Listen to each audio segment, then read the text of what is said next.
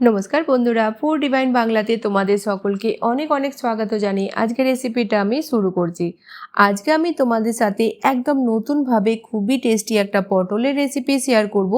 এভাবে তোমরা একবার হলেও বাড়িতে বানিয়ে দেখো, আশা করছি ভালো লাগবে। তো আজকের রেসিপির জন্য আমি এখানে নিয়েছি 250 গ্রাম পটল। পটলকে এইভাবে আমি চাকু দিয়ে ছাড়িয়ে নিয়েছিলাম, তারপর আমি এইভাবে লম্বা স্লাইস করে কেটে নেব। একটা পটলকে আমরা 8 টুকরো করে কেটে নেব। দেখেই বুঝতে পারছো আমি কিভাবে কাটছি। তো পটলগুলোকে আমরা পিল করব না, এভাবে একটু ছুরির সাহায্যে চেঁচে নেব। তো এভাবেই আমি সব পটলগুলোকে প্রথমে কেটে নেব।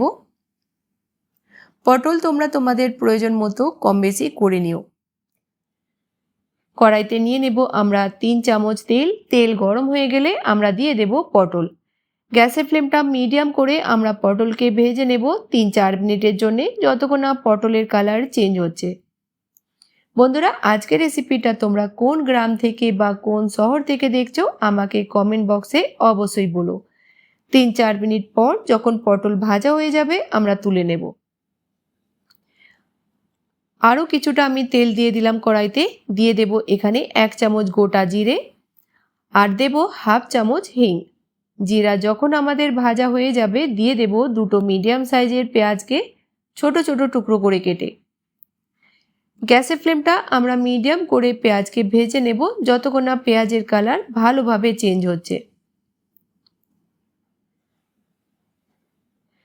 পেঁয়াজ যখন আমাদের ভাজা হয়ে যাবে আমরা দেব এখানে 1 চামচ আদা রসুনের পেস্ট।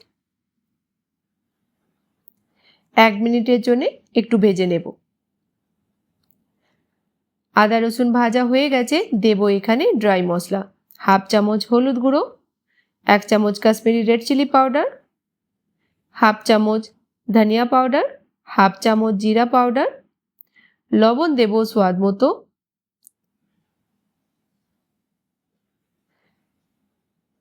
দেব এখানে 1 চামচ আমচুর পাউডার।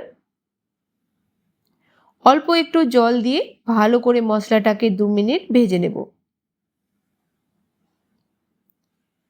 মশলা যখন ভালোভাবে ভাজা হয়ে যাবে আমরা দিয়ে দেব 2টো মিডিয়াম সাইজের টমাটারকে ছোট ছোট টুকরো করে কেটে। এবার মশলাটাকে ততক্ষণ ভাজবো যতক্ষণ না টমাটার পুরোপুরিভাবে সফট হচ্ছে। তো ভালো করে মিক্স করে গ্যাসের ফ্লেমটা লো মিডিয়াম করে ঢাকা দিয়ে দেব 3-4 মিনিটের জন্যে। 3-4 মিনিট পর টমাটার পুরোপুরিভাবে আমাদের সফট হয়ে গেছে, দেখেই বুঝতে পারছো। এবার আমরা দিয়ে দেব ভেজে রাখা পটল। হাফ চামচ দিলাম এখানে গরম মশলা আর দেব ধনেপাতা কুচি। একবার মিক্স করব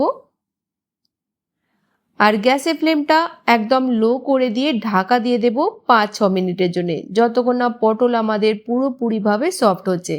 কিন্তু বীজখানে খুলে আমরা 2 থেকে 3 বার স্প্যাচুলা দিয়ে নেড়ে চেড়ে নেব যাতে সবজিটা কড়াইতে জ্বলে না যায়। তো ঢাকা দিয়ে দেব আমরা 5 মিনিটের জন্য লো ফ্লেমেতে। 5-6 মিনিট পর আমাদের খুবই টেস্টি মশালেদার পটলের সবজি তৈরি হয়ে গেল। যতক্ষণ না তোমরা এভাবে একবার বাড়িতে বানাচ্ছ তোমরা বিশ্বাসই করবে না এটা খেতে কতটা টেস্টি হয়েছে। তো গ্যাসের ফ্লেমটা বন্ধ করে দিয়ে আমরা সবজিটাকে সার্ভ করে নেব। দেখে যতটা টেস্টি মনে হচ্ছে খেতে কিন্তু এর থেকে অনেক অনেক বেশি ভালো লাগবে। তো বন্ধুরা, রেসিপিটা বাড়িতে বানাও, খাও, তারপরে বলো তোমাদের কেমন লাগলো। ভালো লাগলে অবশ্যই বন্ধুদের সাথে বেশি বেশি করে শেয়ার করো। তো নতুন কোনো রেসিপির সঙ্গে আবার দেখা হবে, ততক্ষণ ভালো থেকো, সুস্থ থেকো।